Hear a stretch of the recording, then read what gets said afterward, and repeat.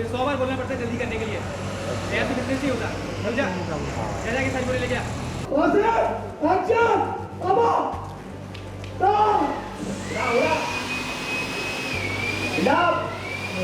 भाई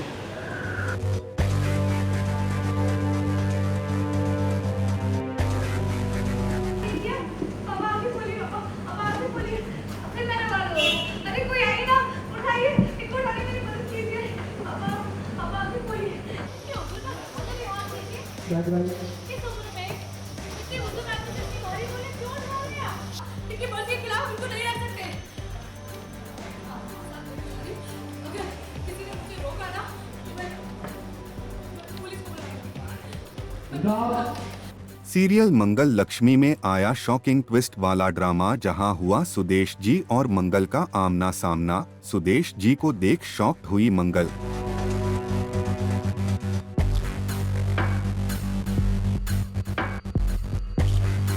जी हां, दरअसल सीरियल मंगल लक्ष्मी में मंगल बाजार में कुछ सामान लेने पहुंचती है, जहां एक दुकानदार अपने बुजुर्ग मजदूर पर गुस्सा कर रहा होता है।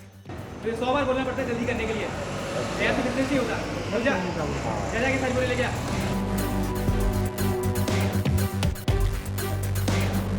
ये सब सुनते ही मंगल से रहा नहीं जाता और वो दुकानदार को टोक देती है, आप एक बुजुर्ग इंसान से इस तरह बात नहीं कर सकते।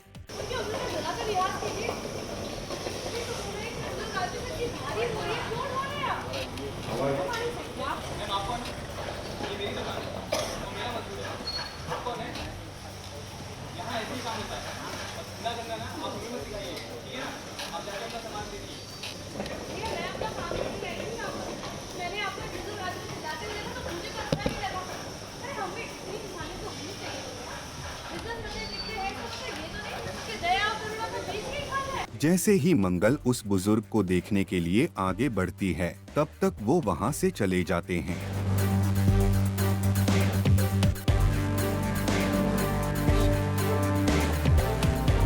लेकिन फिर मंगल उन्हें ढूंढते हुए पहुँचती है और देखती है कि वो मजदूरी कर रहे हैं।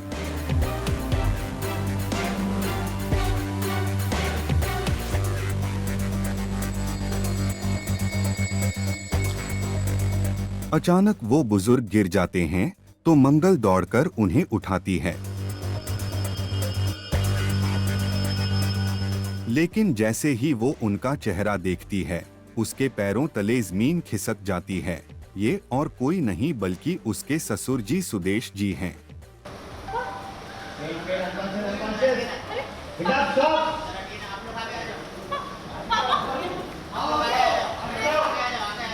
मगर सुदेश जी मंगल को पहचान नहीं पाते।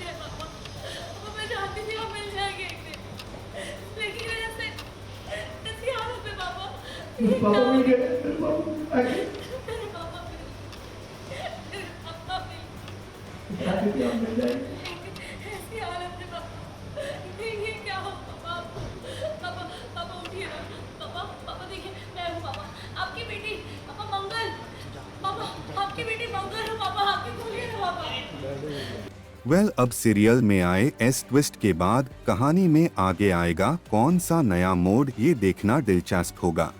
मेरी मदद करने के बजाय आगे दिखा रहा मुझे। कहाँ है बेटी हो मैं इनकी?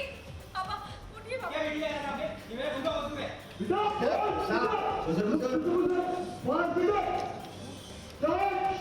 पापा हेवी ब्रीथिंग पापा। क्या कहा आपने? कॉलेज में कोई किसी का बदला मजदूर नहीं होता है। इनकी मर्जी के खिलाफ बिल्कुल नहीं रह सकते। मैं आपको साथ लेके जा रही हूँ। अगर किसी ने मुझे रोका ना तो मैं पुलिस को बुला दूंगी।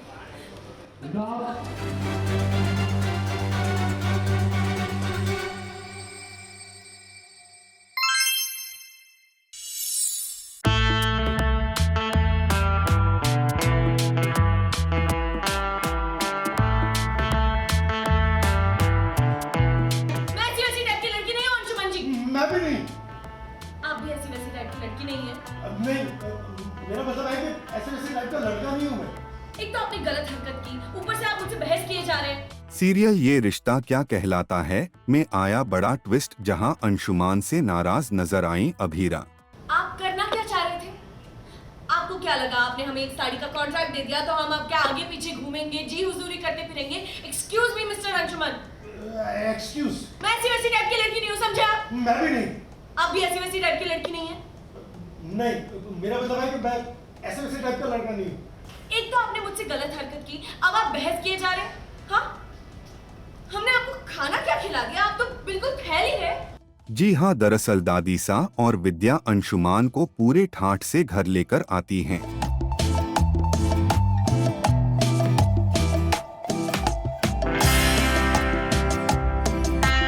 इधर अभीरा खाना बनाकर उसे परोसती है, लेकिन अंशुमान पूरा खाना अकेले ही चट कर जाता है, इतना कि घर का राशन तक खत्म हो जाता है। ये देखकर अभीरा का पारा 7वें आसमान पर चढ़ जाता है।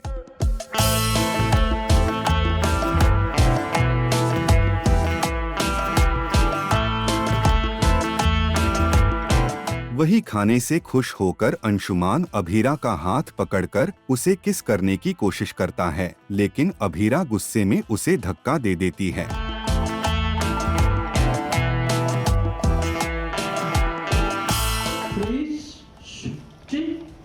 हाथ पकड़कर आपके हाथ What the hell? अभीरा ये सब बर्दाश्त नहीं कर पाती और अंशुमान को सुनाती है। आप खुद को समझते क्या है? कुछ नहीं। हाँ? मतलब आप कहना क्या चाहती है? आप करना क्या चाह रहे थे?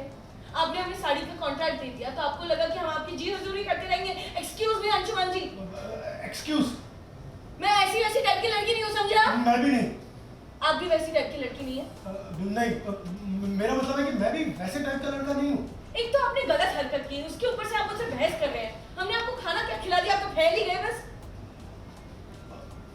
हाँ? I'm sorry। बात इतनी बढ़ जाती है कि अंशुमान वहाँ से चला जाता है। फिर दिखा अभीरा दादीसा और विद्या पर भी भड़क उठती है। मैं क्यों कुछ बोलूंगी? आप लोग तो खुद ही सब कुछ बोल रहे थे। हाँ? आओ जी अंशुमन जी, आओ आओ, हमारे घर का सारा राशन खा जाओ। हाँ, अंशुमन जी की आओ। कल हमें साड़ियाँ प्रिपेयर करनी है, कल सब्जी प्रिपेयर करिए, उसको ट्रांसपोर्ट के लिए लेके जाना है। कल ना लेडीज की गलती नहीं होनी चाहिए, समझ गए आप दोनों? नहीं, लेके करना पड़ेगा ना, क्योंकि आप दोनों को तो सबको टिंडे खिलाने हैं। टिंडे खिलाओ, टिंडे खिलाओ। लोगों के घर में सैटरडे के बाद चल गया। वही दूसरी तरफ गीतांजलि और मायरा एक डांस कंपटीशन में हिस्सा लेती हैं।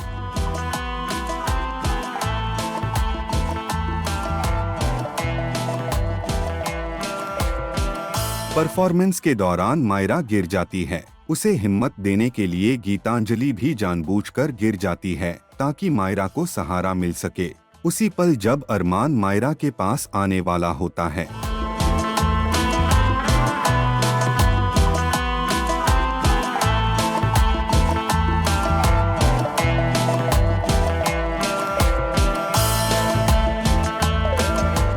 अब सीरियल में आए इस ट्विस्ट के बाद कहानी में आएगा कौन सा नया मोड, ये देखना दिलचस्प होगा।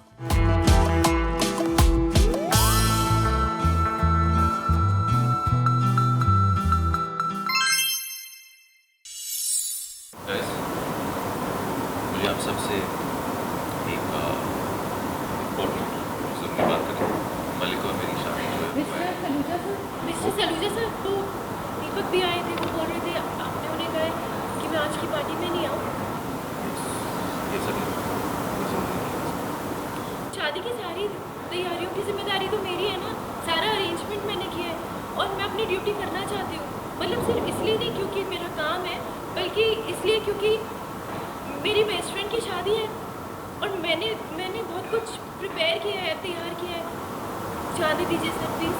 ओह स्वीट मन्नत, विक्रांत प्लीज़ मन्नत को आज की पार्टी में आने के लिए हाँ कर दो, वो मेरी बेस्ट फ्रेंड है। सीरियस? पार्टी में आ सकते। सीरियल मन्नत में शुरू हुई विक्रांत और माला की शादी की तैयारियां। वहीं शादी में आने के लिए विक्रांत से परमिशन मांगती नजर आई मन्नत। मैंने तो सारी तैयारियां करी है ना, शादी की सारी जिम्मेदारी मेरी है और पार्टी की तैयारियां भी करी है और मैं करना चाहती हूँ अपनी ड्यूटी। मतलब सिर्फ इसलिए नहीं क्योंकि ये काम है, बल्कि माला मेरी बेस्ट फ्रेंड है ना, उसकी शादी है। प्लीज सर जाने दीजिए। जी हाँ, सीरियल मन्नत में इन दिनों जहां एक ओर विक्रांत और माला की शादी की तैयारियां जोरों पर हैं, वहीं दूसरी ओर घरवाले खुशी खुशी रेस्टोरेंट डिनर का प्लान बना रहे हैं। तभी माहौल में एक बड़ा ट्विस्ट तब आता है जब विक्रांत आता है, वहीं मन्नत भी आती है और सबके सामने आकर बोलती है, मुझे भी आपकी शादी में शामिल होना है। दीपक भी आए थे, वो बोल रहे थे आपने उन्हें कहा कि मैं आज की पार्टी में नहीं आऊँ। ये सब शादी की सारी तैयारियों की जिम्मेदारी तो मेरी है ना, सारा अरेंजमेंट मैंने किया है और मैं अपनी ड्यूटी करना चाहती हूँ। मतलब सिर्फ इसलिए नहीं क्योंकि मेरा काम है, बल्कि इसलिए क्योंकि मेरी बेस्ट फ्रेंड की शादी है और मैंने बहुत कुछ प्रिपेयर किया है, तैयार किया है। जाने दीजिए सर प्लीज। ये देख माला भी मन्नत का साथ देती है और कहती है, स्वीट मन्नत। विक्रांत प्लीज़ मन्नत को आज की पार्टी में आने के लिए हाँ कर दो, वो मेरी बेस्ट फ्रेंड है। सीरियस। विक्रांत आखिरकार परमिशन दे देते हैं और चुपचाप वहां से निकल जाते हैं। पार्टी में आ सकते अब इस ट्विस्ट के बाद विक्रांत और माला की शादी में आएगा कौन सा नया मोड़? मैंने तो सारी तैयारियां करी है ना, शादी की सारी जिम्मेदारी मेरी है और पार्टी की तैयारियां भी करी है और मैं करना चाहती हूँ अपनी ड्यूटी। मतलब सिर्फ इसलिए नहीं क्योंकि ये काम है, बल्कि माला मेरी बेस्ट फ्रेंड है ना, उसकी शादी है। प्लीज सर जाने दीजिए।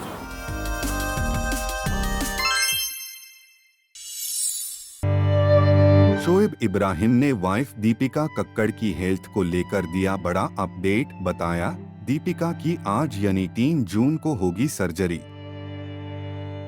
जी हां, टीवी स्टार शोएब इब्राहिम ने अपनी वाइफ दीपिका कक्कड़ की तबीयत को लेकर एक बड़ा अपडेट दिया है। शोएब ने अपने सोशल हैंडल पर बताया कि दीपिका को स्टेज 2 लिवर कैंसर की सर्जरी मंगलवार सुबह तय की गई है। यह एक लंबी और गंभीर सर्जरी होने वाली है। शोएब ने अपने सोशल हैंडल पर स्टोरी पोस्ट शेयर करते हुए लिखा, दीपिका की सर्जरी कल सुबह है। यह एक लंबी सर्जरी होगी। इस वक्त उसे आपकी दुआओं और हिम्मत की सबसे ज्यादा जरूरत है। कृपया उसे अपनी दुआओं में जरूर रखें। गौरतलब है कि इससे पहले भी दीपिका की सर्जरी शेड्यूल की गई थी, लेकिन तबीयत बिगड़ने के चलते उसे टालना पड़ा। उस वक्त दीपिका को सीने में जकड़न, खांसी और बुखार था, जिस वजह से डॉक्टरों ने सर्जरी को रिस्की बताया था। उस समय भी शोएब ने कहा था कि डॉक्टर्स ने कहा है कि इस हालत में सर्जरी करना रिस्की हो सकता है, इसलिए जब दीपिका की हालत थोड़ी बेहतर होगी तभी सर्जरी की जाएगी। आपको बता दें कि कुछ हफ्ते पहले दीपिका को पेट के ऊपरी हिस्से में तेज दर्द होने लगा था, जिसके बाद उन्हें फ्लू जैसे लक्षण भी दिखने लगे। जब शोएब उन्हें डॉक्टर के पास लेकर गए तो जांच में पता चला कि दीपिका के लिवर में टेनिस बॉल के आकार का एक ट्यूमर है। बाद में बायोप्सी से पुष्टि हुई कि यह ट्यूमर स्टेज 2 का मैलिग्नेंट कैंसर है। फिलहाल शोएब और दीपिका के फैंस और फ्रेंड्स उनके जल्द ठीक होने की दुआ कर रहे हैं और दुआओं का ये सिलसिला लगातार जारी है।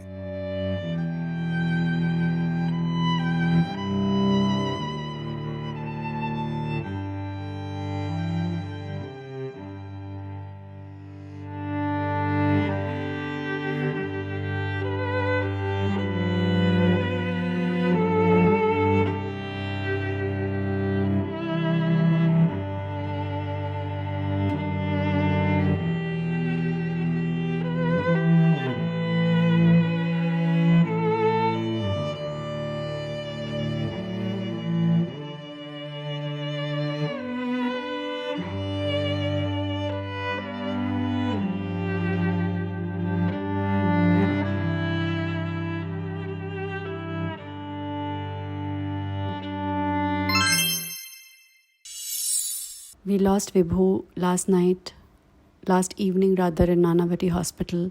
वो बहुत वक्त से नानावती हॉस्पिटल में था. He was battling cancer since 4 years. He had neuroendocrine carcinoma. और बहुत सारे लोगों ने इस कैंसर को फाइट करने की मुहिम में उसका साथ दिया. He has such lovely, beautiful friends जो उसके साथ खड़े रहे, और बहुत सारे लोग जिन्होंने हमारी फंड रेजिंग कैंपेन में हमारी मदद की.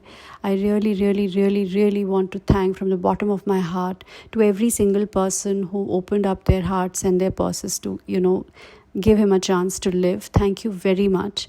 And it's just not me, his friends, Simple, Aditi, Rahul, Shamsi, Tuhina, and so many more friends who stood by him.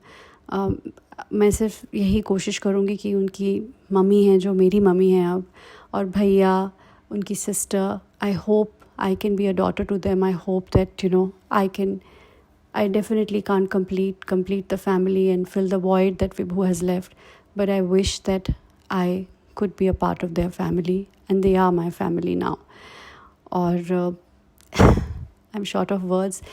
मैं सिर्फ इतना ही कह सकती हूँ कि Vibhu is such a positive boy, such a positive person full of love, and it's of course it's because of his positivity and love that he had such beautiful friends. I got to meet so many beautiful people through Vibhu. I can't even begin to tell you how deep this loss is. I and Vibhu were thinking that we will do Wednesdays with Vibhu, just getting inspired by this book Tuesdays with Maury, and we thought that we are going to document all that he feels in this last phase of his life. We couldn't do it. हमें लगा कि हम करेंगे, फिर उसकी तबीयत ख़राब हो गई और फिर हम कर ही नहीं पाए. I just want to say to everyone, just be the best version of yourself, live life to the fullest and be full of light. That's what I have learned from Vibhu. Vibhu, you've really taught me some beautiful lessons, and you'll always be in my heart. Love you forever.